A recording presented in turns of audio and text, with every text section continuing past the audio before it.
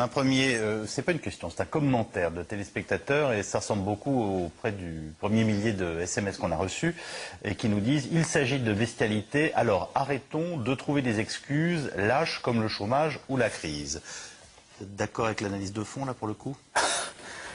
Et encore mieux et encore plus, parce que au cours des derniers mois, nous avons obtenu pour la première fois des éléments sur qui est vraiment pauvre dans ce pays. Où se trouve la vraie misère dans ce pays? Alors il y a une grande étude qui est passionnante, qui date de la fin de l'année 2009, mais il a fallu le temps qu'on exploite, sur qui sont les vrais pauvres dans ce pays. Où est la vraie misère dans ce pays? Est-elle en Seine-Saint-Denis? Non, elle est dans le Cantal et dans la Creuse. Les formes de pauvreté les plus graves, ce qu'on appelle la pauvreté monétaire, les gens qui n'ont pas de fric, quoi.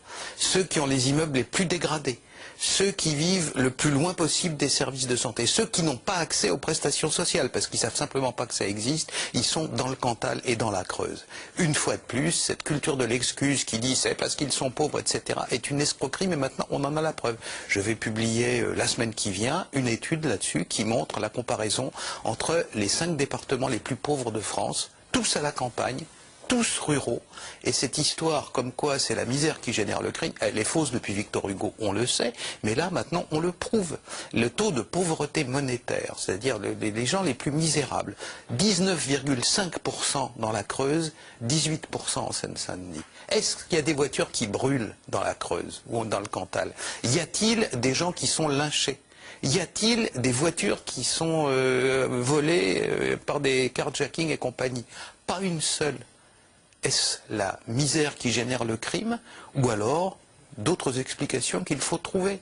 Naturellement, il ne faut pas se précipiter sur des explications faciles, mais en tout cas, une certitude, et maintenant on attend tranquillement tous les gens qui nous disent la misère, le crime, Victor Hugo, tout ça, c'est faux, c'est matériellement et fondamentalement faux. Les 5 départements les plus pauvres de France sont absolument, et pratiquement intégralement.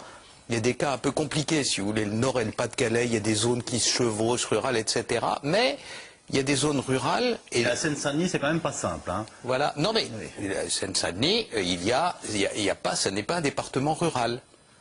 Je parle de département sans ville, sans grande ville du tout. Le Cantal, il n'y a pas de grande ville, la Creuse, il n'y a pas de grande ville. On a choisi des cas chimiquement purs. Eh bien, c'est là où il y a la vraie misère.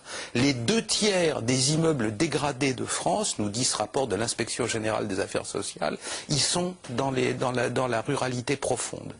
Les gens, à l'époque, dans le rapport, c'est des officiels, ils parlent de honte et de scandale, les 2/3. La vraie misère, elle est là-bas, et il n'y a aucune espèce de déprédation. Qu'est-ce qu'on nous raconte? Alors, tant qu'une grande partie de la fonction publique, tant qu'une grande partie de la classe politique sera dans des schémas hugoliens et faux et fera le mauvais diagnostic, eh bien, nous aurons des violences qui continuent. Parce que, naturellement, on peut repeindre les HLM. C'est naturellement sympathique que les gens... Tout le monde sait qu'il vaut mieux être riche et bien portant que pauvre et malade. C'est pas ça le problème. On peut repeindre les immeubles tant qu'on voudra. Ça ne fera pas un acte violent de moins.